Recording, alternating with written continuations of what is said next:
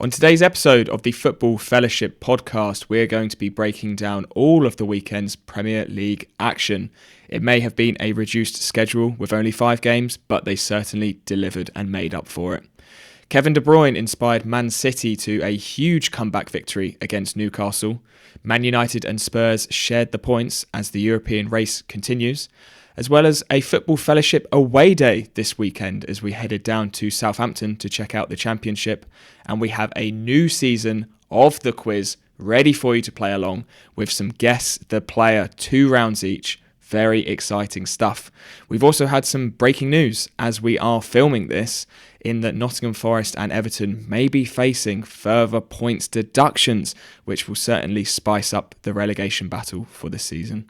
Welcome back. That was Toby with intro, and my name is Mevin. Yes, as Toby said, the first place we have to start off with is Newcastle United 2, Manchester City 3, and it is that man, the man of the hour, Kevin De Bruyne, back from his injury which he suffered on the first day of the season, and then he only comes off the bench. Perfect situation for him.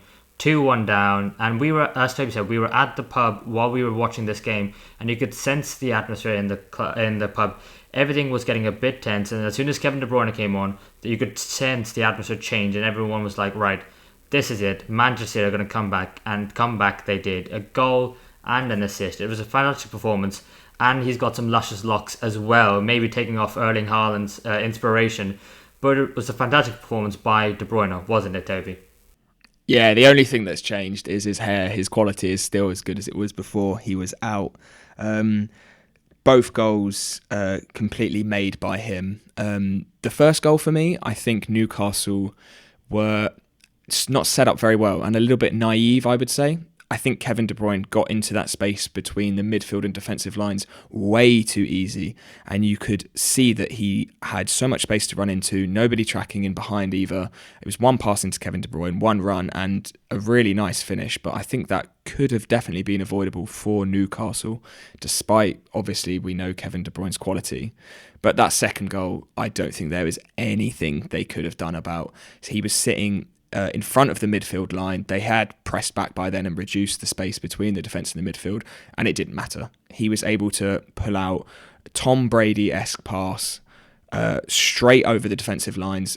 Kieran Trippier was able to even get a touch on the tackle on Bob, but he was lucky that it still went through because it was just such a good pass. There was nothing anyone could do, and Bob finished with a lovely little 1-2 past the keeper. But as you've said, he completely changed the game and was able to go from potentially no points to 3 just on that impact.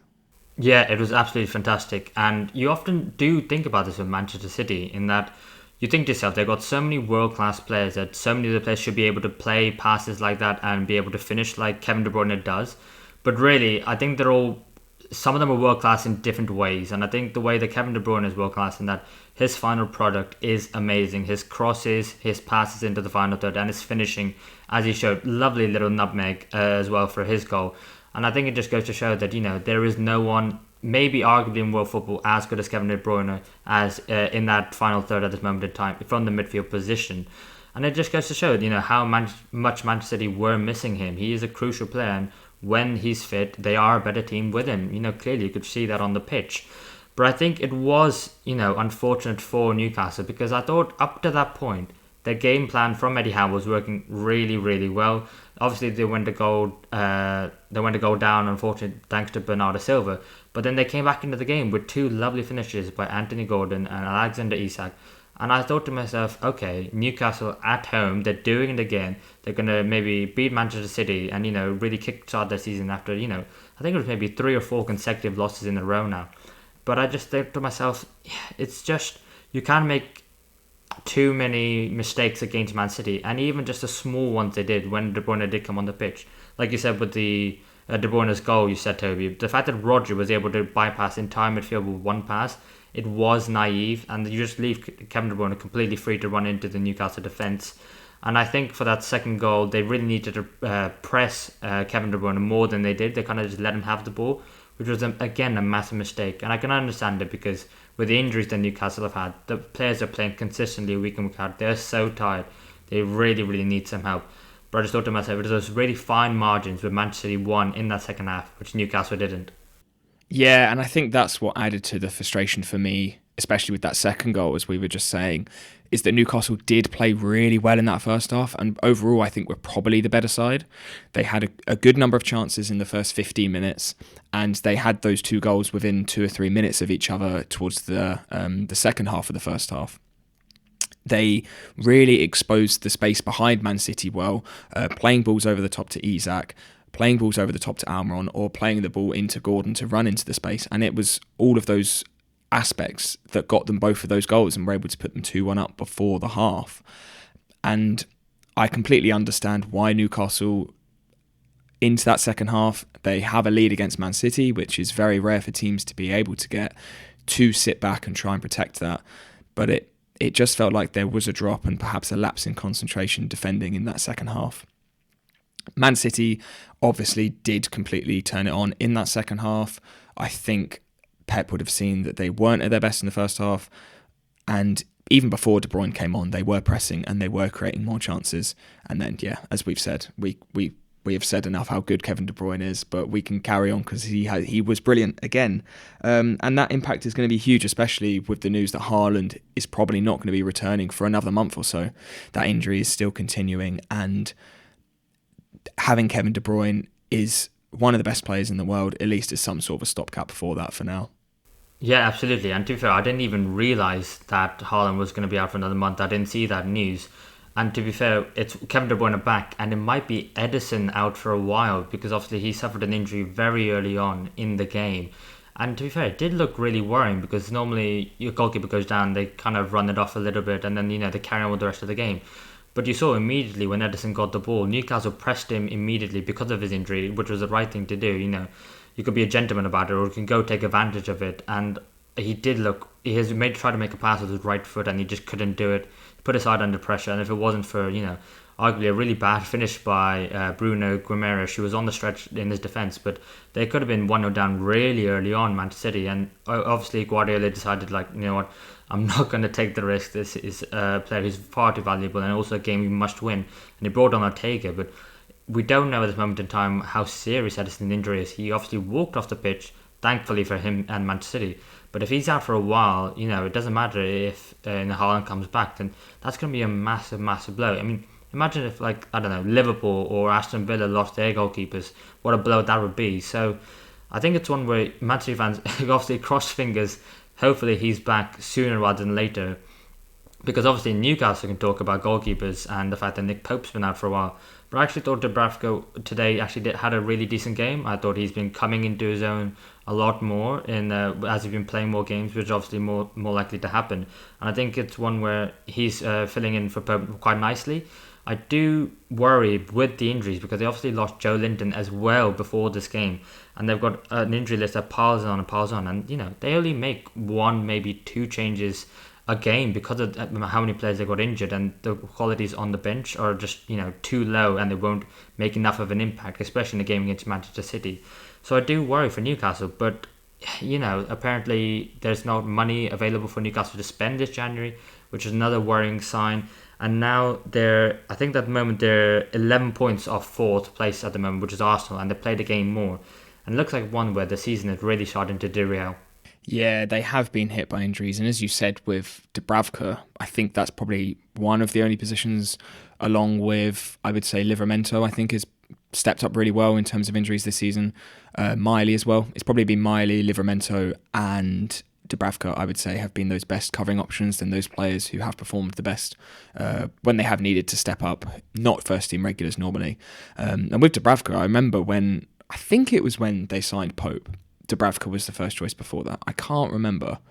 It was either Dubravka or they had that youngster playing at the time, and I can't remember his name. Was it not youngster? Was it Cole Darlow was playing maybe? Yeah, it was. I think it was Dubravka was playing, but Darlow was second choice. And I think it was maybe Rob Elliott is third, but I think Darlow did put himself in contention a little bit. But I think he's gone off to Leeds now. Sure, yeah. But I just remember Dubravka being, I can't remember exactly how long ago it was now, so probably 6 or 7 years ago. He was a brilliant keeper. He had a spell where he was certainly one of the top 5 keepers in the league, I remember. So I guess that shouldn't really be much of a surprise, him coming back in and being able to put on the performances he has. He has had a few really good performances recently. But as you've said, there are still certainly some areas where Newcastle do need cover. They do need some further midfield cover. They need some more cover on the wings. I think that's an area where they have been impacted a lot by injury. They're okay at the moment with Gordon and Almiron, but I think an injury to either of them, it could see Newcastle struggle, possibly even more so than they have already. Be interesting to see if they do make any signings in January. As you said, it doesn't sound likely. But hopefully they can sort of carry on as they are, keep their squad as fit as they can, and they should still be in those sort of European places, in contention for those European competitions come the end of the season.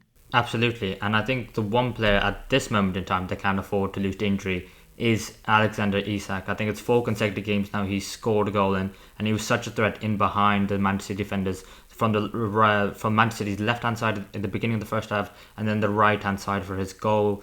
And I thought to myself, you know what, he is really developing into a really promising player. I remember the time when Newcastle signed him, he came in for a lot of money from Real Sociedad, and I'm just like, oh, is this maybe a bit too much? And I think at the time they did pay too much, but he's showing his quality, and it was one where he had so much potential that Newcastle needed to overpay to get him, because he was going to turn out to be a quality player, and he's showing exactly that.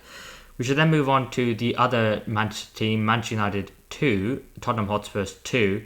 What was a very interesting game, I think, at Old Trafford, but I did think that Spurs dominated this game in possession and out of it.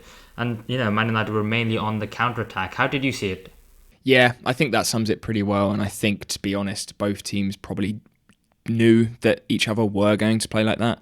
Ten Hag is a manager who, at times in certain games, he definitely prefers a quicker transitional system. He's not too bothered about having a load of possession. I think he just wants his teams to be efficient and effective when they do have it. And I think that first Man United goal summed that up really, really well. Tottenham did have a good sort of spell with the ball. It then went to Onana and things changed almost instantly. Threw it out to, it was Onana, threw it out quickly to Garnacho, into Bruno, who looked instantly for a ball over the top for Rashford. Played it through into him.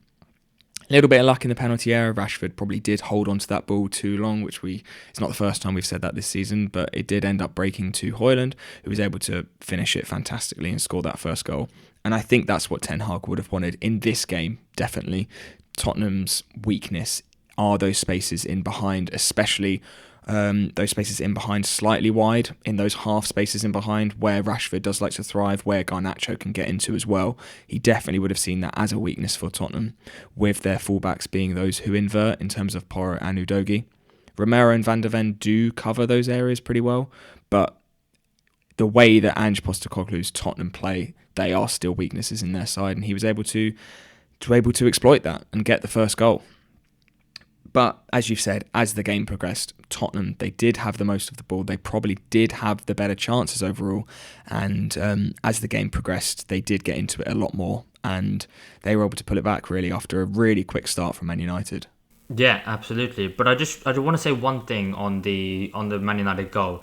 And that's something I saw, maybe it's because I'm a defender myself. I saw Romero and I think Porro as well with their hands behind their backs for both Man United goals, actually. I don't think just the first one, I think both.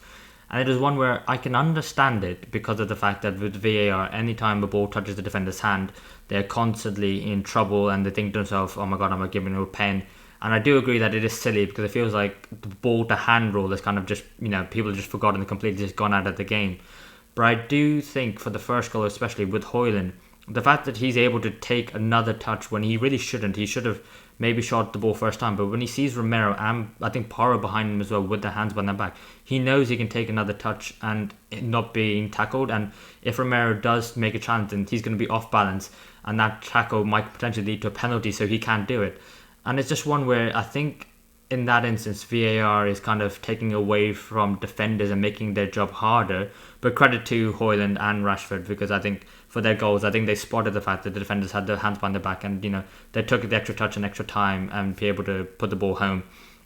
But yeah, I just wanted to say that. But I think, yeah, absolutely, with Spurs coming into the game a lot more after that early goal from Højlund, and it was something that I did expect, because I think Spurs on the ball were much better than Man United. And it's one where the midfield was actually really much better on the ball. And I did have some question marks about Højbjerg, Bentancur and Skip playing together. It's not the Maddison, Sarr, Basuma that we've come accustomed to at the beginning of the season. But I thought they actually did a really good job. Skip was almost the furthest forward. Bentancur on his day is quality. And Højbjerg, who can do a job, and someone who's maybe being potentially linked with a move away, also did a fantastic job. And I think it's that midfield where they just were able to outrun Man United's midfield. And for me, that's where they really gained control of the game. Yeah, they were, I think, better than we would have originally thought. Like you've said, that drop in quality could be something that maybe a few people identified, but Spurs were able to hold on to that ball really well. Man United's midfield is an area where they have struggled with recently, a lot of rotation, no sort of consistent starters. But I think Mainu did still play really well and had a great game despite that as well. When he was able to get on the ball, Man United were able to get the ball to him. He was brilliant. He has shown again how good of a player he is and how fearless of a player he is. I think with a lot of players that age, when they get that opportunity to play, I think they're quite fearful of making mistakes. I think they're worried if they make one terrible mistake, there's a chance they might not be able to be playing again. It might be their one and only chance, but he has not had that at all.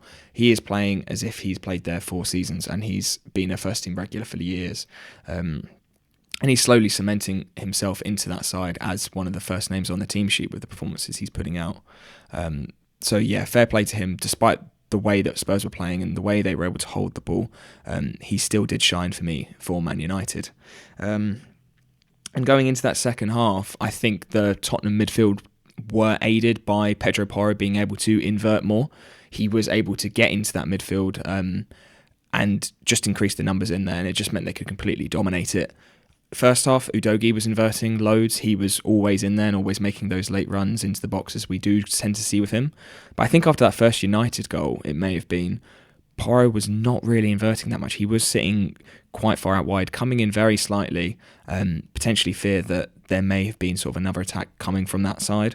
But I think second half, Postecoglou just thought, we've got to get back into this game. We need to continue to dominate the ball and dominate those midfield areas. So do not worry, do not overthink the goals they may have conceded already and just get into that midfield and support them.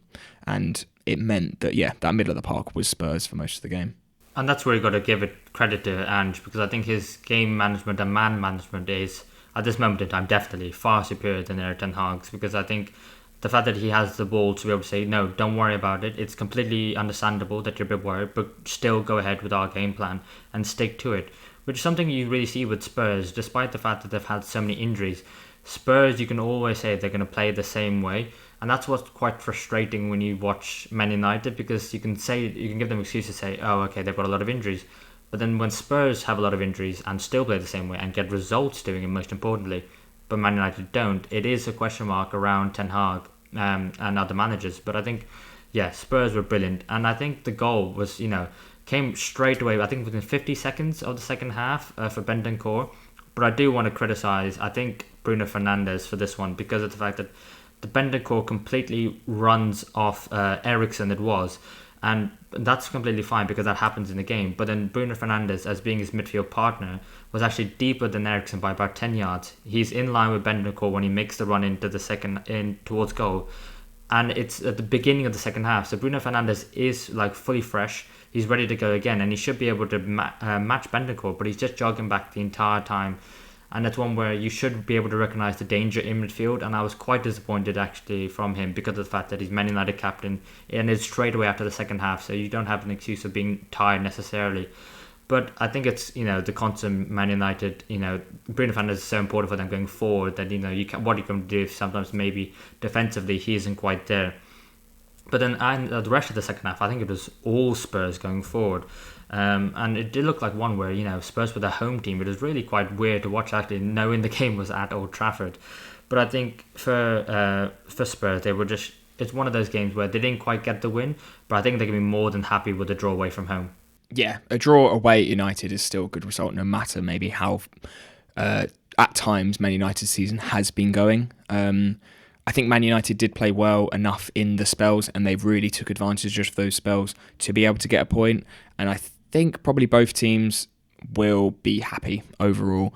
I think Man United can take away some real positives from this game in terms of when they did take those chances. Also some negatives and some things to learn as well, which I don't necessarily think is a bad thing. And a point against a really strong Spurs side is good for Man United. And as you've said, a point away to Man United isn't always a bad result either, even if maybe on times of the play and the possession you felt like you might have deserved more. But yeah, a point each. And at the moment that can mean a lot, as it is very tight around those sort of European places at the moment. Absolutely. And another game which had a lot at stake, and this time at the bottom of the table, Burnley 1, Luton Town 1. And maybe we should get straight into the decision right at the end, because I think this was a massive game, and 3 points against your relegation rivals can really mean a lot going forward. And I think because of the fact that this goal was right at the end of the game in injury time, I think we should probably start with that, because that's where all the controversy was. Vincent Kompany was absolutely fuming. He, and I think the Burnley owner as well, came out on Twitter and lambasted the refereeing and the VAR decision. Let's get into it. Toby, what do you think? Should the goal have stood? I'm not going to give any reasons yet, because I also want to hear your answer first. But for me, I think it should have been ruled out. What do you think? So I agree. I think it should have been ruled out as well, which at the time I wasn't sure about. But I've watched the game in 0.5 speed, that cross from Doughty and the run and everything about it. And I just thought to myself, yeah, it's close. It's not obvious, but I think it should have been ruled out. You go first. Why do you think it should have been? Yeah, I was just about to say I watched it at 0.25 speed, so it's good to hear we're both as sad as each other in that aspect. But yeah, there was a couple key things for me which I think determined that it was a foul. The main one being I think Adebayo definitely knew what he was doing. You can see he looks over his shoulder, he knows where Trafford is, and the way he moves back is not natural for someone going for a ball or standing. He was not standing still. He moved back with his lower back first. He knew that he was going to clip Trafford when he was jumping. That for me, it was clear intent of obstruction, which should be a foul. Furthermore, the fact it was definitely obstruction and not him just standing still, standing his ground, as people are saying, is that he was absolutely nowhere near the ball. There was no intent to play the ball whatsoever. He knew he wasn't going to get it. He knew that Trafford may get it, and he was doing it to try and completely shield and obstruct Trafford away from the ball and let Carlton Morris head it in.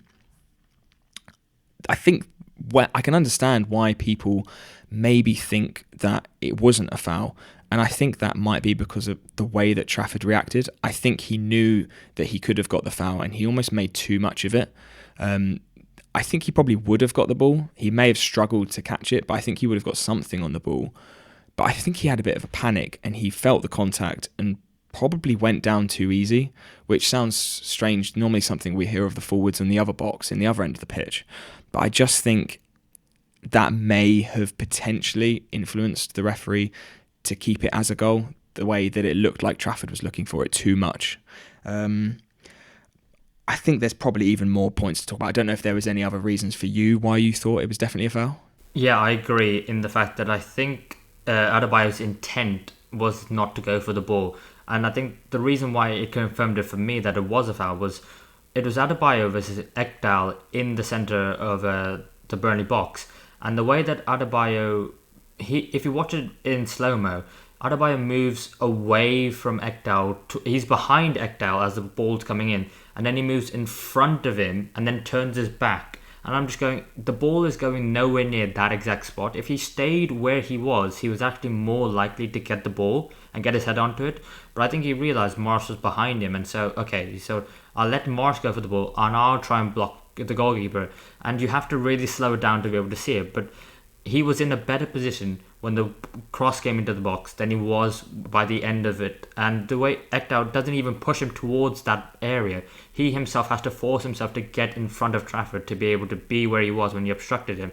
For me, which is why it had to be a foul on Trafford. And I'm all for giving goalkeepers less protection. I hate it. But I think that one, the intent is there. And I think that's the most important thing. The intent is there. I 100% agree. I think if in terms of there is overprotection for keepers at times, and I think people are using that as an argument for why this shouldn't be a foul. I think if Adebayo was standing still, if he hadn't moved when the cross came in, or even if he had not moved that one step further back, as Trafford was jumping, which is another key point. He moved back as Trafford was jumping. He knew he was going to clip him in the air. If he had just stood still and Trafford would have fallen onto him and not get it, I would have 100% said that's an overprotection of the keepers. He hasn't moved towards the keeper. He's just stood his ground. That's fine. But as we've said, he's clearly made intent to obstruct Trafford and continue moving into him as he's jumped. I think this is one where it's Trafford's mistake 100%, and he would have been better off if he just stayed in his goal. Because if you look back on the replay, how far Morris actually is when he connects with the ball, he's actually quite a distance away, and it's actually quite near the penalty spot. So I think it's one where if he's a bit more experienced, maybe he decides to himself, think about the game state at that moment in time. Think about who you're playing against. You're 1-0 up. If he doesn't get that ball, what's the worst case scenario? And I don't think he's quite, weighed it up in his mind enough. And he's backed himself to get there, but I don't think he should have really. I think it's one where the ball was coming in from Doughty with too much pace on it, that even if Adebayo wasn't there, it still would have been a difficult take for him to make. And was he better off trying to make a difficult claim for the ball in the box, or was he better off just waiting on his line for, hoping one of your defenders takes control of the situation? And then if the Luton player does end up getting the head onto it, then trying to make a save from that. Because Morris Morris heads it exactly where Trafford would have been, and would have been an easy save for him. Maybe he would have gone somewhere else if Trafford had not been out of his goal. But I just thought to myself, at that moment, maybe it showed a bit of inexperience. And I think it's one where Luton, I think on the day, probably deserved to get at least a point. But I think that was because Burnley got the lead and Luton had to go and get something out of that game. And that's why Luton ended up having the better game on the day. Yeah, that's a really good point in terms of maybe why losing that second half in particular. They did have a lot of the ball. I was so surprised to see Burnley sacrifice so much possession, especially at home, and especially the way that they have played a lot this season. We do expect them to keep the ball, but that second half, Luton, I think they had over 60% possession by the end of the game for the full 90 minutes. Both created a fairly equal amount of chances, so a point each is probably fair, I'd say. But Burnley should be absolutely fuming because of the way that Luton did get that point by the end of the game. Yeah, absolutely. But for Luton, they are now have 16 points after 20 games. Not a great return, but in the state of this current Premier League table, it is only 1 point off Everton, who have played a game more. And obviously, like you said in the intro yourself, that the fact that there might be another point deduction after another charge by the Premier League for breaching profit and sustainability rules. So it could be one where Luton do find themselves, of all the newly promoted teams, as the one that survives. What do you think they're going to do for the rest of the season, and do you see them staying up? It's so difficult to call at the moment. All I can say at the moment, I think, is I'm very surprised by how much better they have been than how I thought they were going to be. Maybe that was me just looking at their squad, not really knowing too much about them, and just thinking, I don't really know many of these players. Their squad quality is not as good as a lot of the other teams. They're probably just going to go down. And I think I predicted them to finish bottom of the table, and they're nowhere near that. They have performed very, very well. They do have some really, really good players I'd never heard of before this season. Players sort of like Adebayo and, as you've said, Alfie Doughty, who's been absolutely fantastic. They do still have a lot to do. It is very, very competitive of who's going to stay up. I think probably Burnley and Sheffield United, I would be confident in saying they're going down. Luton would be my third choice to go down, but I wouldn't be confident in saying that. I think with Everton's points deduction, with the way that Brentford have been playing as of late, and even the way Nottingham Forest have played at times this season, on top of a potential points deduction, it probably is between those four sides. Luton maybe have the least amount of quality, but at times probably have been the team that have impressed me most alongside Everton. And with Everton's points deduction, could that put them below them? It's going to be super close, super close. They've just got to carry on. I think carry on what they're doing, carry on playing well, carry on with that incredible fight and spirit that they have. As cliched as that may be, it does make a big difference, especially when you're in a relegation scrap like that. So if I had to put a third team for me to go down, at the moment it would be Luton, but that could very quickly change over the next 4 or 5 games. Yeah, I think that's a completely fair assessment. And Burnley, obviously, difficult for them to take the result on the day. But in the stands, was David Detra Fofana, the striker on who's apparently going to be signing for Burnley on loan from Chelsea. Obviously, he's a very young striker. If he's going to be able to make an impact in this Vincent Company side remains to be seen. But at least Burnley are trying actively to recruit some players and not spending loads of money. A loan is a very sensible move for them to try and do something about their position and try and, give it a go at least, which is encouraging to see. Then we should move on to the what is it called? Chelsea versus Fulham, the derby. I don't actually know what it's called. The West London derby, maybe? Is it the West? Okay, yeah, the West Maybe. London derby. Yeah, which was Chelsea 1, Fulham 0. Chelsea with an XG of 2.19 and Fulham with one of 0.86. But regardless of that, I think the first half was a bit of a snooze fest. But I think one thing that really got everyone's attention was the Malo Gusto yellow card on Willian, because there's a lot of people saying it should have been a red. How did you see it? I think a lot of that has come on from the still of the tackle, the picture of where his foot was. I think as soon as I saw the actual tackle, even the replays, I think it was quite clear that Gusto was almost going for like a toe poke on the ball in terms of his slide tackle, and I think his foot has quite unluckily actually just rolled over the ball. I know there's a thing where if you're going over the top of the ball, but I don't think he did at all. I think he's actually got contact with the ball fairly low. His foot then did, just with his momentum of his body as he was tackling, rolled over the ball and shot his foot up way higher than I think the initial contact would have been. So for me, I think a yellow was fair, because it did end up being quite dangerous, but I don't think there was any ill intent. I don't think it was reckless. I don't think it was malicious. And I think a red card would have been very harsh. And I think it would have been one of those where the slowing down and the pictures of it made it seem way worse than it was in real time as it happened. Yeah, I think I'd have to agree on that. It's a classic, but if you give an orange card for that, I think that'd be perfect. But I do understand people's complaint about it, in the fact that I think it was against Aston Villa earlier on in the season, same tackle, and he does get a red card because VAR overturns and gets the referee to look at the monitor and then overturn the decision. But I think it's one, I can't exactly remember the situation in which Gusto put in that tackle against Aston Villa, but like you said with this one, I think it's one where it's a 50-50 and the still does make it look worse. I think you can have maybe a complaint about the consistency of the refereeing, but I think for me this decision, like you said, wasn't a red card, and it would have, I don't think it would have been very harsh. I think it would have been slightly harsh if you got a red card, but I think, yeah, a yellow card was the correct decision. And then, like I said, the first half was a bit of a snooze fest, but it livened up. And again, for Chelsea, that man, Cole Palmer, arguably been signing of the season so far. What a fantastic addition he's been to the Chelsea side, and really been one of their most exciting players this season. With a lovely reverse pass to Raheem Sterling, who then gets taken down by Issa Diop, who I thought, if I'm being completely honest, I thought he had a bit of a stinker. I think at the moment with Adebayo and Calvin Bassey, I think they've really formed a terrific centre-back partnership as of late, and I think even when Bassey hasn't done it in the season, Tim Ream. But I think Diop is quite clearly the fourth-choice centre-back, and I thought he had an absolute howler of a game, not just that moment, but decisions in the passing, and he just giving the ball away needlessly. I think his defending at times was a bit clumsy, and to bring Sterling down, I think it was a very, very obvious penalty. I think even the Fulham players decided to stop playing for a moment before the referee eventually gave it. And that man, Cole Palmer, we just run out of words to talk about him, don't we? Yeah, another goal from him. I think it's his 9th all season now. Playing really well, not just in terms of output as well. He's got a very free role, it seems, at the moment. He's normally starting on the right, I think it'd probably be fair to say. But he drifts in. He almost is playing up front sometimes when he's sitting alongside Broja.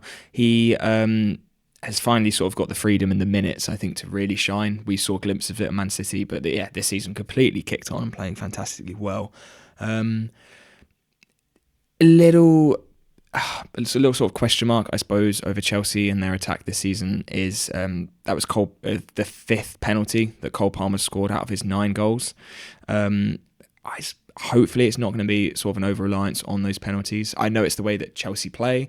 They have their wingers that are very direct, maybe not too much creativity coming from the midfield itself, as opposed to wingers sort of cutting in, which is, I suppose, a good thing in some ways.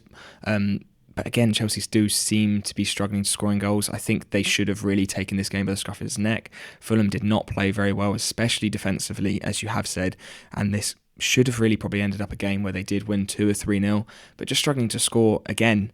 It seemed a very slight change of system from Chelsea this week. Enzo Fernandez and Gallagher, I think, were playing more as sort of free eights as opposed to one of them being someone stepping into that number 10 position. Caicedo was definitely sort of a lone pivot with the two ahead of him, which I think did work a lot better. There was a lot of interchange between Gallagher, Fernandez, Palmer and Sterling. They did seem to move around a lot, and I think at times those combinations were really good. But I think this game, it was, as you said, it wasn't the most exciting, but I think Chelsea probably could have made it a lot more exciting than they did, to be honest. Yeah, and I just wanted to talk about actually what you just said about the formation of the three midfield, rather than the 2 and the 1, it being a 1 and a 2. And it's really confusing to me because I thought it was always going to be a 1 and a 2 when Chelsea signed Caicedo in the summer. Because I thought to myself, it's just perfect for the midfielders that they have. Like, Gallagher isn't overly creative that he needs to be number 10. He could easily play the 8. And also Fernandez can do a bit of a role as a number 8 as well, but more of a deep lying 8 than a forward attacking 8. And I just thought it was always a bit confusing. Something I wasn't sure if I should say anything or not, just because I don't know. I thought Chelsea weren't doing great themselves. So when they do play with a 1 and a 2, like you said, it just makes perfect sense to me. I don't know, just something I thought that was very interesting. But yeah, Chelsea easy could have, should have made it more. I think Gallagher hit the post one point, which was a lovely outside of the boot shot, by the way, because I think from the right hand side, Gusto plays a quick free kick to Madueke, and he slows the play down completely and kind of draws too many Fulham players into it. But then the ball comes out to him from his cross, and then, oh God, if that goal went in, it would have been a beautiful goal from Gallagher. But I just think to myself that, maybe it's one where the Chelsea side are lacking a bit of confidence because of how inconsistent they are at times. I mean, they've won, I think, they've won the last 3 and they've won 4 out of the last 5 in the league, that is. However, we saw midweek against Middlesbrough in the Carabao Cup semi-final, they lose 1-0 away from home. And I just thought to myself, it's just classic Chelsea so far this season. And I do worry for Chelsea going forward, because you look at the fixtures going forward for them, and I think they still have to play Liverpool away, Manchester City away, Aston Villa away, Arsenal away, Brighton away. And these are some tough fixtures. And I think 4 out of the 5 of them happened before the end of March. So it doesn't even allow them an opportunity to kickstart going forward for the rest of the season. They're still going to be facing difficult fixtures. And with how consistent they are against the lower sides, I don't see them having a particularly better season than the one they're having at the moment. How do you see it? Yeah, it's very difficult to call, because they are one of those teams who, on their day, they do play really well. They're just very frustrating sometimes. With the way the teams around them are playing and struggling at times, Newcastle, Brighton, even West Ham have had a fantastic season, but there are times where they do not look like a team that's going to finish 6th, in certain games anyway. They're very sort of up and down, West Ham, it seems.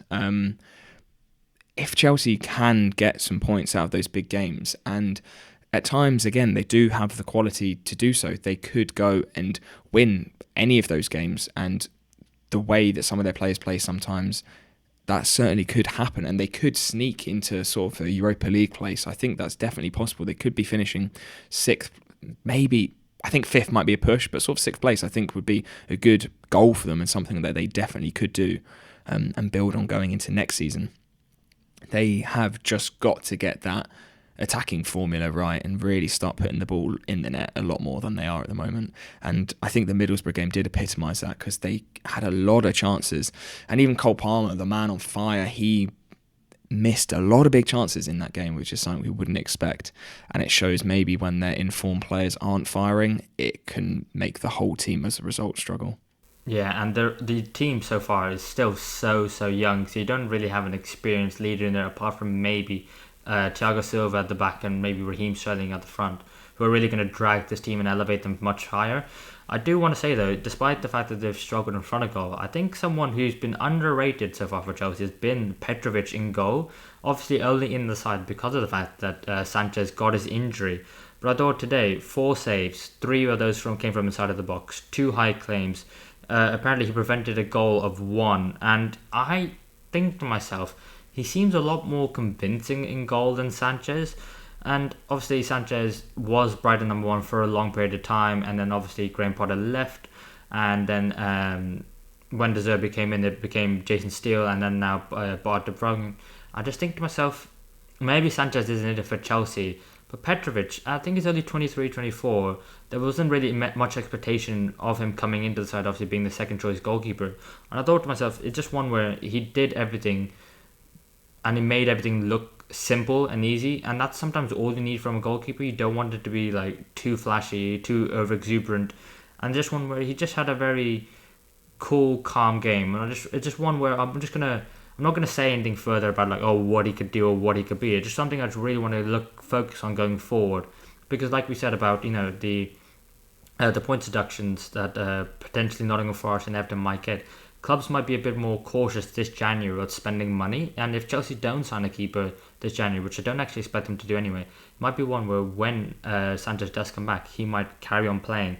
But yeah, what did you make of Fulham? It did seem like they were just had a bit of tired legs after their semi-final against Liverpool. Is it one where, unfortunately, on the day they just weren't good enough? Yeah, I think so. I think that summarises it pretty well. A lot of games recently. That semi-final on top of that, they are missing some key players. I think Iwobi had been playing really well for them up to that point. He's obviously gone due to AFCON. Calvin Bassey the same. It's not an easy game away at Chelsea. They did still were able to create a few chances. Just not their best day. One to look at and one to try and build on for next week and have a little bit of a stronger performance. Not sure exactly how. Just look at this. Looking at the stats, maybe they still had a decent share of the ball actually, which is fair play to them. I think that's a positive they can take away. Just not the best day at the office really. Yeah, absolutely not. And another 2 sides who didn't have a great day in front of goal. It was Everton 0, Aston Villa 0. Not really a result I expected. I thought personally myself, I thought Aston Villa would maybe go onto this game and win the game. But obviously their struggles away from home, where they've not been as good as they have been at home, continue. Everton, continue to be defensively very resolute, but also struggling in front of goal. Were there any highlights for you? Anything you want to talk about in this game first? I'm not too sure really. I don't think I really have too much to say about this game. Both teams, I think, have been really good this season, and I think both teams, I suppose, weren't at their best, but definitely not a bad performance from either side. Some aspects of both of their games I think were lacking a little bit. Either side could have gone out and nabbed this game sort of 1-0. I think Calvert-Lewin had a fantastic chance. He was played through. I'm not sure who by, but against Aston Villa's high line, that's definitely the way to exploit them. He was straight through on goal. Nobody was able to catch him, and unfortunately he just couldn't finish in the one-on-one. He really should have done better, despite the fact it was a fantastic save from Emi Martinez in that first half. Spread himself really, really well, and a save from Martinez's leg, which we do see quite often. He is fantastic in that position. And Aston Villa, they had that goal ruled out early for offside, rightly so. It was definitely offside, but it was a shame because it was a lovely strike. For me, not too much to discuss on my end in terms of the whole game. Just one where it could have gone either way, I think, and so maybe a point is fair. Yeah, agreed. I think both teams were not at their best, like you said, but I think they both could have done better. It was actually quite frustrating, actually, to watch this game. I do think that it was actually Danjuma who made the pass for Dominic Calvert-Lewin's run, and then eventually his shot was saved. But I thought he had a decent game, to be fair, coming in for Dwight McNeil. I think it was just more of a rotation thing than the fact that McNeil was injured. He was still on the bench. And it is one where Danjuma's always been quite confusing to me. Obviously, when he was at Villarreal, he did fantastically well. Went to Spurs on loan last season, didn't really feature at all whatsoever, which was a bit confusing. And I was going to Everton, and I thought to myself, okay, now who's going to get more game time? still hasn't been getting the game time. So it's one where he's been a bit of a conundrum this season. But I thought he did really play quite well. I mean, his pressing was good. Nothing that Sean Dyche could have a go at him for. And I thought his attacking output was, promising, if nothing else, because of the fact that, Everton didn't convert anything. But it's one where I just wanted to highlight him. And I also wanted to highlight Everton's midfield, because I think it's a young midfield which is growing more and more in confidence. I think Amadou Onana and James Garner midfield, I think, were absolutely fantastic. Obviously, no Idrissa Gana Gueye because he's gone to AFCON. But it's one where he hasn't been playing too much recently anyway. And I think it's the fact that Sean Dyche has come into this Everton side and the young players have started to thrive as well. You got the likes of Brantwaite at centre back, which I know I'm going to be touting him for England very soon. Maybe not this Euros, but then the next tournament after that. Garner and Onana in midfield. Dwight McNeil's doing really well. And just, a lot of positivity to be had on the field. We'll talk about off field later for Everton.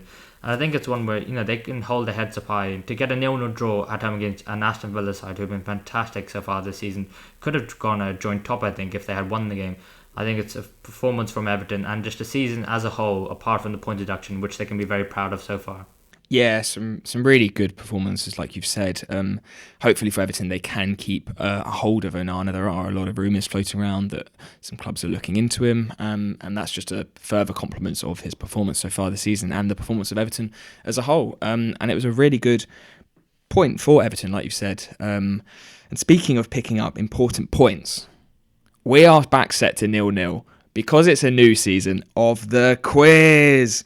We're back into it. No longer will we be playing Tenable, unfortunately, as that season has wrapped up with a 1-point win from myself. So Mev won the Football Only Connect. I won the Football Tenable. It's 1-1 on seasons, and a new season of the quiz is commencing today.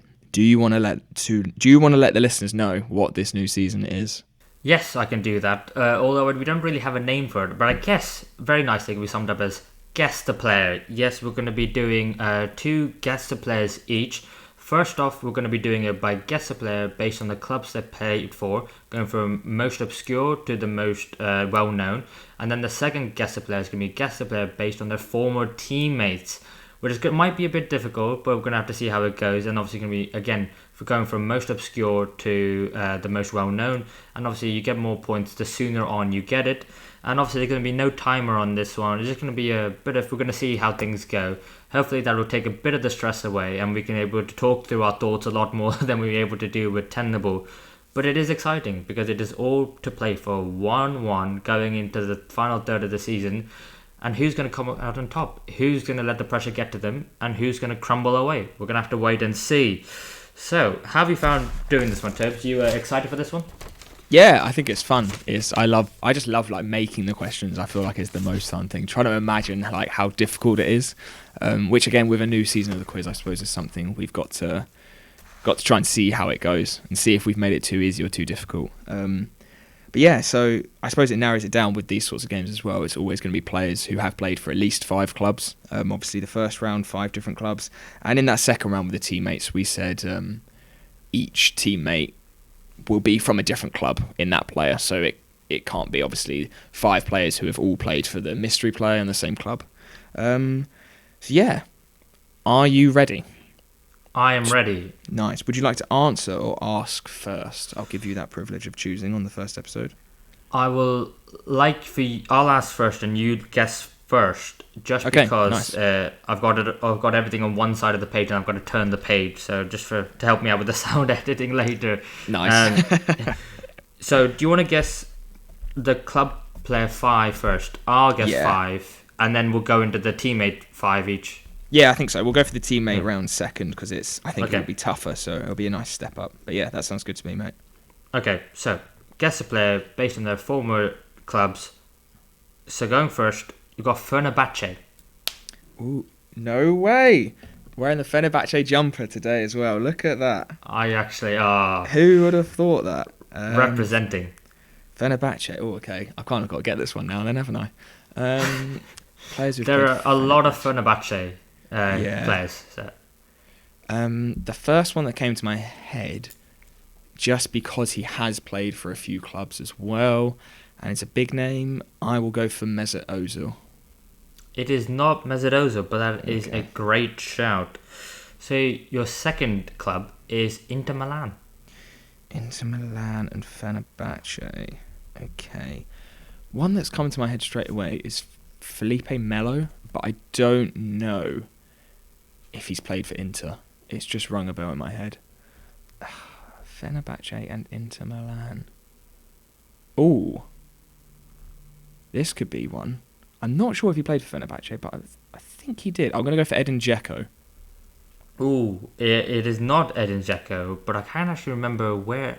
He played in Turkey, didn't he? He did, but I can't remember who it's for either. Yeah, I'm not sure. No, do you know what? It might be Fenerbahce. That could have been a great shout because it wasn't Galatasaray. I know that. Okay, so your third club is Liverpool. Liverpool. Oh, this Liverpool, Inter, and Fenerbahce. There's obviously Nuri Sahin because he was Turkish. There's a chance he might have played for Fenerbahce at some point. Who else have we got? Liverpool and Fenerbahce and Inter Milan. There's obviously Coutinho for Liverpool and Inter Milan, but he has not played for Fenerbahce. Oh, I'm struggling here. This should be Liverpool and Inter Milan. Let's have a think by position. I think I might have a bit more luck. No, I'm struggling on this. Let's go for... I'm trying to think Liverpool, Inter Milan. Does Balotelli ever play for Fenerbahce? I wouldn't think so, but it could be. Balotelli. It's not Mario Balotelli. No. Nope. Wouldn't think so. No. And this next one should hopefully help you out. Your fourth club is Chelsea. Chelsea, Liverpool, and Inter Milan. Blimey, I'm really struggling here, and I don't know why. Names that are just popping to my head, I feel like it's like Raul Morales. There's potentially one, but I don't know if he ever played for Inter. Who else has come to Liverpool and Chelsea? Right, who's played for Liverpool and Chelsea? Yossi Benayoun.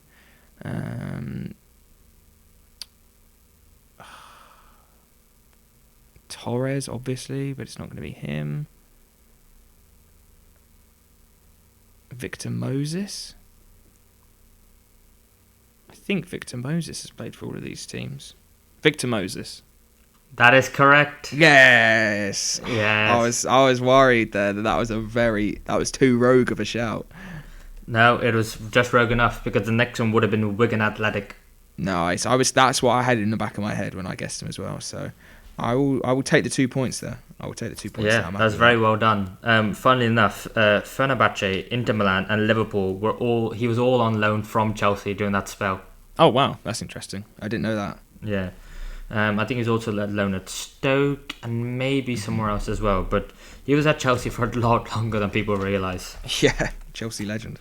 Yeah, but good shout for Victor Moses for 2 points. Nice. That was a good one. I like that. So, are you ready for yours now? Yes. The first club for 5 points is... I almost just said the name of the player then. Did you hear that? No. What did you say? You Okay. said first player for 5 points and then you went, oh. Oh, sorry, that's fine. It's because I said the first player, sorry, for 5 points. Oh. The first club for 5 points is Monaco. Oh, okay. Monaco. So he's played for Monaco and played for 5+ clubs. Well, minimum 5 clubs.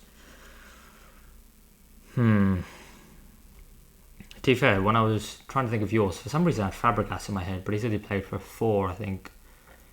Well-known players who've been a bit of journeyman through Monaco. I don't actually know. I mean, he has played for a whole herd of clubs. Let's go for. I can't even remember his first name, but his last name is Falcao. Radamel. Yes, Radamel. Unfortunately, that is not the player I'm looking for. That's all right. Your second club is AC Milan. Monaco and AC Milan. There can't be too many, surely.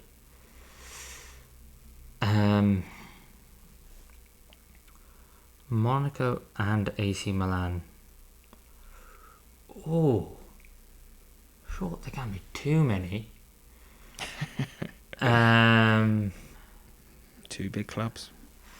Yeah, I said there can't be too many. I can't even think of one. I was trying to think.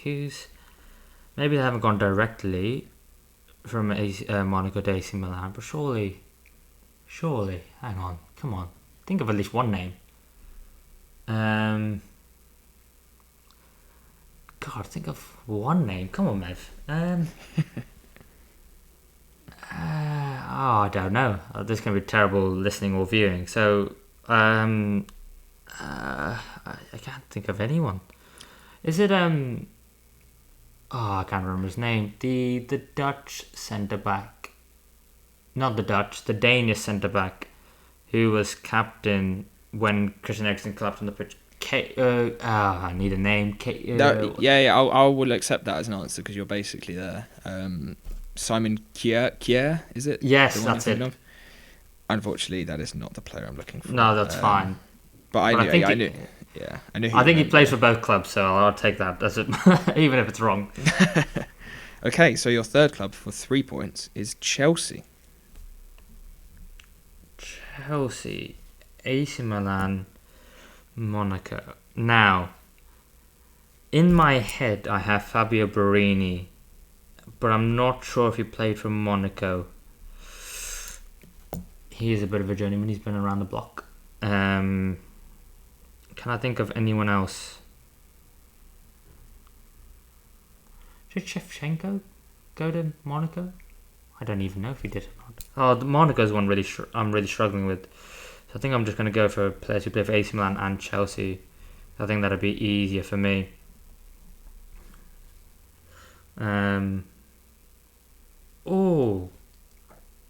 Did Olivier Giroud play for Monaco?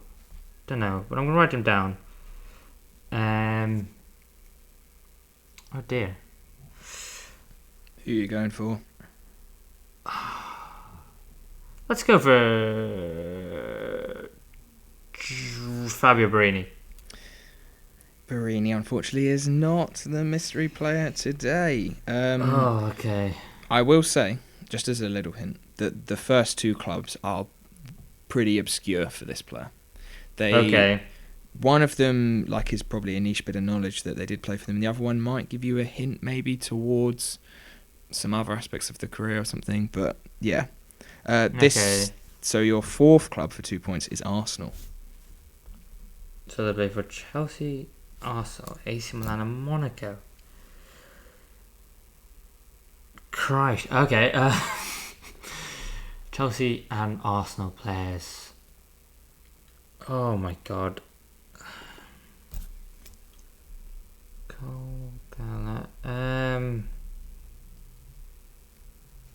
So he's definitely more known for Arsenal than he is for Chelsea, I would say, as well. Sure. Known for Arsenal, but also play for... And the last club, you'll get it definitely on the last club. Jeez. I'm still in tenable mode, and going back to guess the player is quite hard. I'm feeling like... Oh my god. Arsenal, Chelsea... Wait. Surely it wasn't Fabregas. Because I swear he didn't play for AC Milan. Did he? Oh no. I'm going to say Fabregas. It's not Fabregas, unfortunately. He did not play for AC Milan. I thought so, but also maybe he went for a loan before he went to Como. I don't know. The last club, his most prolific, his most appearances, I believe, is Borussia Dortmund. What? Hang on. Arsenal, Chelsea, Borussia. What?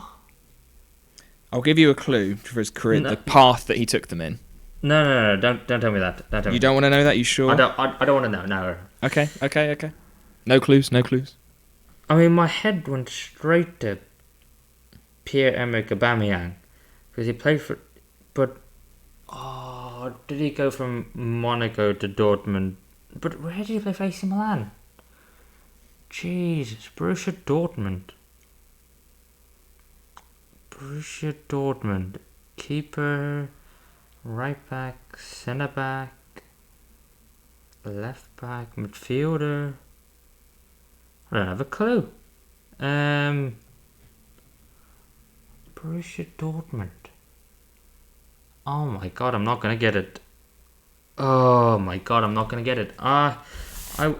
Did he play? Don't have a clue. Okay. Who are you going for, Mevin? I'm gonna have to go for Pierre-Emerick Aubameyang. Oh, that's a shame. A shame for me because that is correct. Well done, mate. That is the 1 point answer. Yeah, he started his career at AC Milan. His first club he played for. He then had a loan spell to Monaco. I think he had a loan to Lille, and then went to Saint Etienne. Then on to Dortmund. Then obviously Arsenal, Barcelona, Chelsea, and now Marseille. The AC Milan one I thought it might be like a niche one that you knew because I had heard it before. And then Monaco, I was thinking, sort of started in the French league, might make you think that he played for some other French league teams as well. But maybe that was a bit tough. No. Well, that was a good one. I just didn't know. I completely forgot he played for Chelsea as well. But one of the many signings Chelsea made recently. But I took enough time with that one. So do you want to go next then? Yeah, I'm ready for round 2. So this is your guess a player based on their teammates. And your first player for 5 points is Javier Zanetti. Zanetti? So he's probably going to play them at Inter, I imagine. I don't think I even know any of Zanetti's other clubs, even if there are any. Maybe a player who was at Inter fairly early. I'm always drawn to Balotelli in these because he has played for so many clubs and he was at Inter potentially at that right time, so I will go for Balotelli again. It is actually correct. Oh, no way! Yes! The 5-pointer. That's huge. So much catching up to do now. That is huge. Yeah. Do you want the rest or should I not even bother? Yeah. Out of interest. So, second would have been David Calabria. Calabria? Is that a AC? Yeah, he's only ever played for AC. Third would have been Jean-Michel Seri. Seri? Was that when he was at Nice, maybe? Yeah, it was. Second would have been Ricky Lambert. At Liverpool. Oh, that's a good one. That's a good one. I like that. And then first would have been Mika Richards. City, I'm assuming. Yeah. Very nice. That was good. No, Thanks it wasn't. The 5 points. Nice. Right. No. You can get this on. You can get this on 5. Okay. Go on then. So your first teammate is Christian Eriksen. Okay, so Eriksen was Ajax, Spurs, Inter, Brentford, and Man United. I think those are all the clubs he's played for. Someone from those clubs. Which, God, is this going to be the most obscure? Yeah, I will say I've done it. So the first one is definitely the most obscure, and it will beget. Yeah. Okay, at least I've got a pretty good idea of where Eriksen's played in his career, and I think it's one of those. And this is a player who's got to play for at least 5 different teams. Who am I going to go for? Let's go for...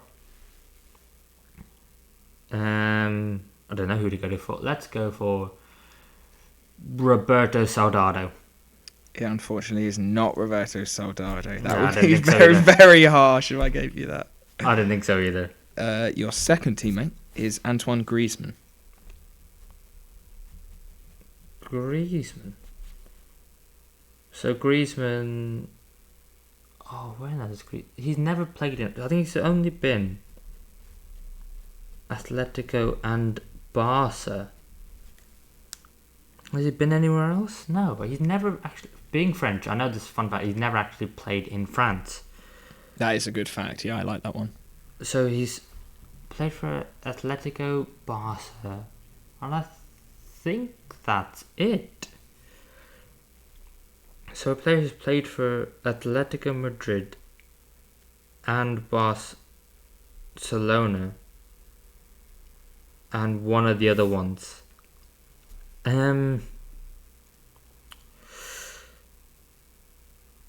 Ajax, Spurs, Inter, Brentford, Man United. Who would have... God, okay. Who would have... Ericsson circles a little bit too big at the moment. Let's... No, that would have been way too young. Got no idea, but I'll just say... I don't know who I'm going to say. Let's... Oh my god, this is really... Why am I really struggling with the name just in general? Let's go Frankie de Jong. It's not Frankie de Jong. It is not Frankie de Jong, unfortunately. Your third player is DeAndre Yedlin. Yedlin. Where did he play? He played at Spurs. He played at Newcastle. And then the MLS. I've got no idea where else he played. Oh, this is tough.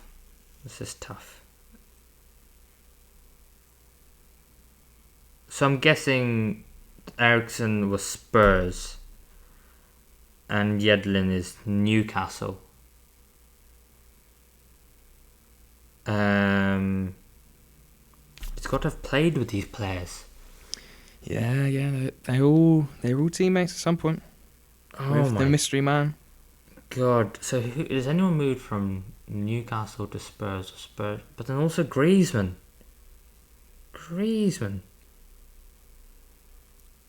What's been the teammate of Yedlin? Jesus. Oh, I'm struggling. No. If you're still struggling after the next teammate, I will give you a clue for one of the players. Oh, I might need it. This is going to be poor showing. I just go for Peter Crouch. I don't have a clue. Okay, it is not Peter Crouch, unfortunately. The fourth player is Xavi. And I will say, so every player is from a different club. And DeAndre Yedlin's club that he has played with this teammate is his current club. His current club, which I think is in the MLS. So... Xavi. We're not talking about Xavi Simons. We are talking about Xavi Hernandez. Indeed. Oh no! So towards the back end of Xavi's career, but more towards like Yedlin. It's got to be someone Spanish.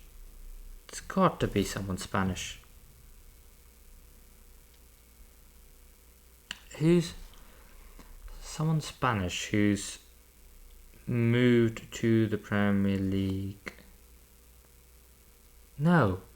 Maybe someone who's American who's then gone to Spain. What?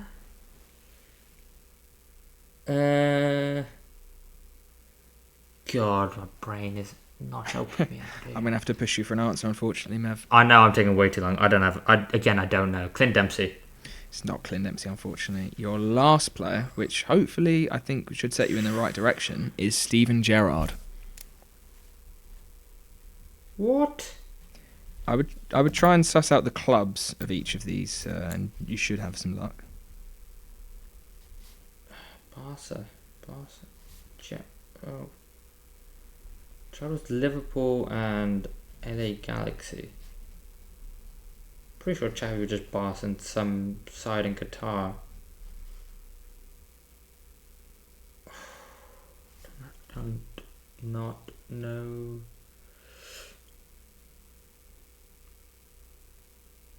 Honestly, don't have it. I would think of Ericsson not. I would think of Ericsson way earlier. So what Ajax and Spurs? So if you say Ajax, Ericsson for, I don't know, Ajax. And Yedlin is the mystery player's current club as well. Current club. Okay, so we're saying... Not just Yedlin's current club, but the mystery player's current club. Ericsson is Ajax or Spurs. Griezmann has to be Atletico because Xavi's got to be Barca. Gerrard surely has to be Liverpool. And so someone who's... You're gonna kick yourself, mate. Honestly, is it Luis Suarez? It's Luis Suarez for a point. Well done, mate. Oh my god, that's so hard. I could not do. My brain just was not connecting the dots. Yeah, it was. Yeah, Ericsson. Obviously, Suarez started his career at Ajax. They played together for 2010, 2011. Griezmann, when Suarez moved to Atletico in 2020, they played together. DeAndre Yedlin, currently into Miami. Luis Suarez has moved there very recently. Xavi was at Barcelona. It was Xavi's, I think, his last season. They played together at Barcelona, but I picked Xavi just because he's only been there, basically. And then Steven Gerrard, for Liverpool. Yeah, it was the Ericsson potentially being at Spurs, which kind of put me off, and then like Yedlin, I didn't think the MLS. Yeah, I think that's where it went down sort of those sort of Prem sides rabbit hole. Yeah, and I think also, what was it? I forgot, like Suarez was only Atletico for like a brief amount of time. You think of him more as like Liverpool, Barcelona, but yeah. Oh my god. So what are the final scores after that one? It is 7-2. So it's been a great bit of luck for me. It was just luck, that 5-pointer. That's just... yeah. Oh, God. So, yeah. Well, sorry to the viewers and listeners. You had to listen to me for like a good... I don't even know how long that was, but far too long. It was a good couple hours, I reckon. Maybe we should put in the timer for a guess for each one going forward. Yeah. But yeah, 7-2 win. Congrats on the win, but don't worry, I'm going to come back. Next week. There's another 9 episodes. Another 9 episodes. Yeah, another 9 episodes. But yeah, we should probably talk about our away day, shouldn't we? Yes, we had a lovely little trip down to the St. Mary's. Just a random football weekend. No affiliation from me or Mev or anyone who joined us with Southampton. We just thought, let's go to a game that's near and check it out and have a weekend there. And it was Southampton 4, Sheffield Wednesday 0. What a game to go to. Yeah, it was a fantastic game to go to. It's actually a really nice stadium. Never been to Southampton in general, but it's St. Mary's is lovely, and they actually played some really good football. I thought Ryan Manning and Ryan Fraser, double Ryan down the left hand side, were really good. I thought Shea Adams up front for Southampton, he was getting a lot of stick from the crowd because of the fact that he was wearing pink boots, and it was like, oh, you've only scored 4 goals this season, what are you doing wearing pink boots? But the player who, for me, really shone, I can't remember Carl Walker-Peters. Carl Walker-Peters, who really shone for me.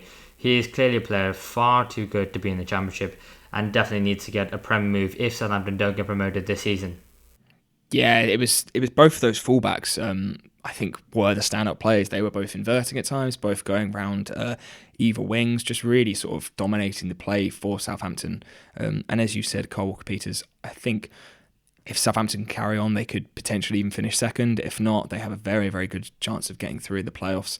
And hopefully that puts sort of Carl Walker-Peters and, as you said, sort of Che Adams, Fraser, all really sort of good quality sides that could potentially play again in the Prem.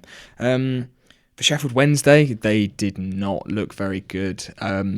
They were trying to play out the back a lot up until sort of about the 60th minute, and I think they just packed it in because it was not working. Southampton were pressing very, very well. Wednesday didn't really have the quality to get out, and it's a shame to see, that they could potentially go back down to League One, especially for a club of that side, and a club that had a really fantastic away support as well. A lot of work, I think, to do for Sheffield Wednesday to keep them up, a lot to change. But Southampton just carry on. They're now on a 20-game unbeaten streak, haven't lost since September, and it's looking great on the South Coast. Yeah, absolutely is. And, Sheffield Wednesday, God, I'll be honest, frankly, you were a bit kinder than they were just awful. They were truly well and just awful. And I was watching that game thinking to myself, oh, I could fancy myself in there. And Jesus, I'm not a good footballer whatsoever. But it was just so bad. It was so bad from Sheffield Wednesday. And it is a shame because you're going to Southampton, but you just thought, maybe it'd be a bit more of a fight. They didn't really have too many chances. I think Bazunu made maybe one or two saves the entire game. I thought he struggled a bit in the Premier League when he was there, but in the Championship he looks like he's really thriving. Apart from the first minute where he slipped and almost gave them a goal straight away, that would have made the game a bit more interesting, I think. But yeah, he was another fantastic player. I think it's one where it would be nice to say we went to go see Southampton the season they got promoted, and Sheffield Wednesday, back to the drawing board, 100%. Yeah, and in terms of sort of promotions and relegations, a big piece of news, as we have mentioned throughout the episode, just to touch on before we sign off, Forest and Everton both potentially looking like further deductions. They have both been charged by the Premier League. Everton's first charge that they were deducted 10 points for was from the spell between 2019 and 2022, that 3-year period. Whereas now this new one is for 2020 to 2023, both teams looking at charges.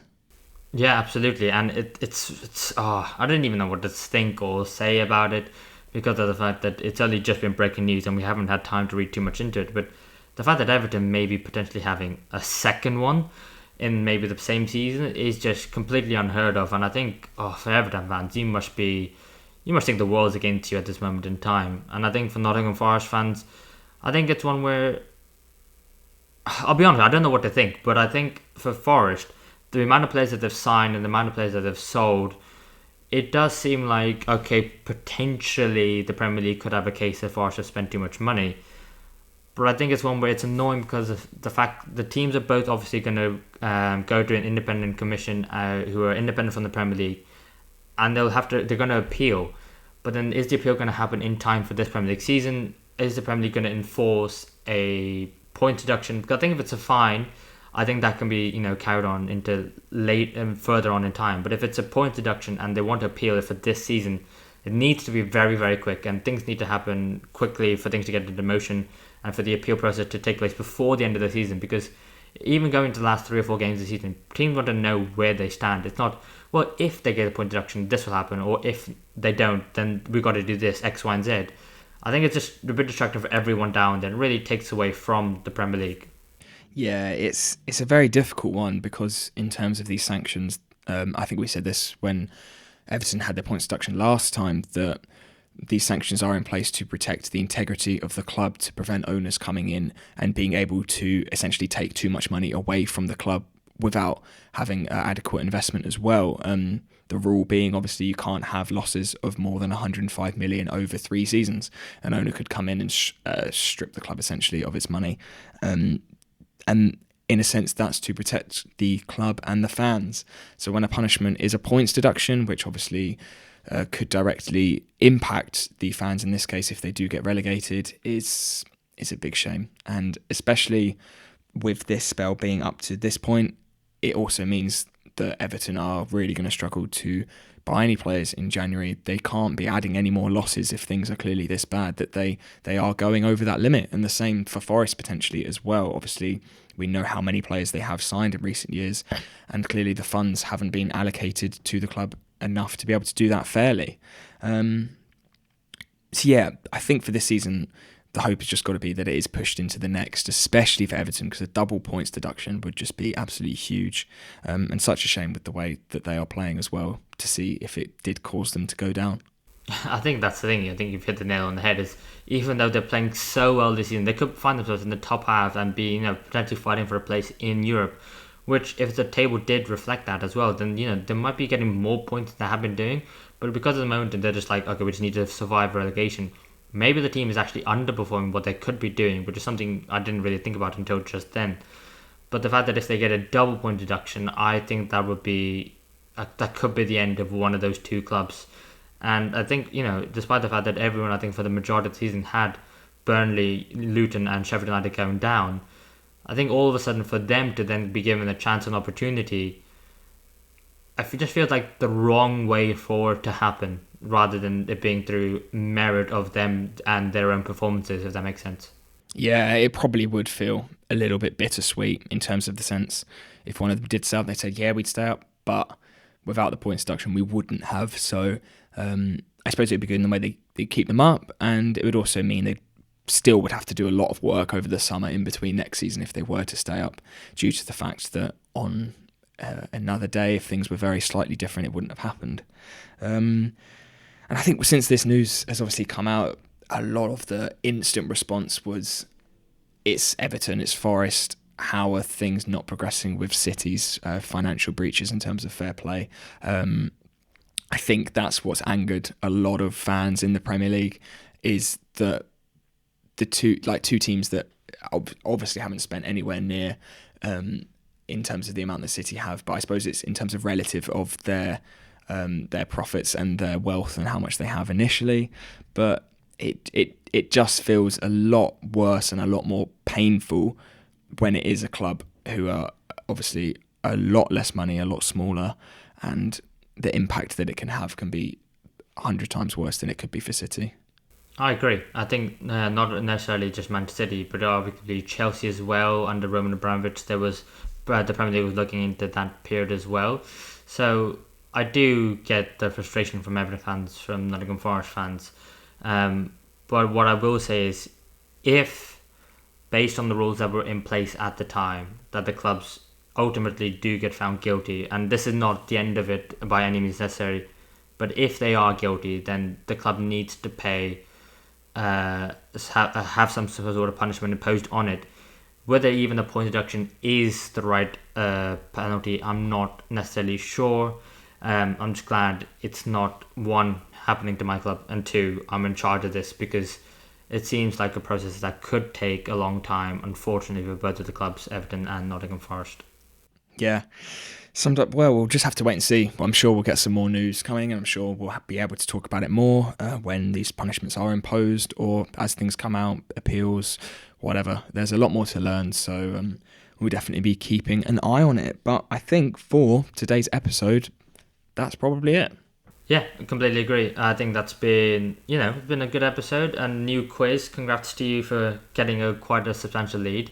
But make sure you tune in next time, because I'm going to catch up, and we'll have the remaining other 5 fixtures from this game week to talk about.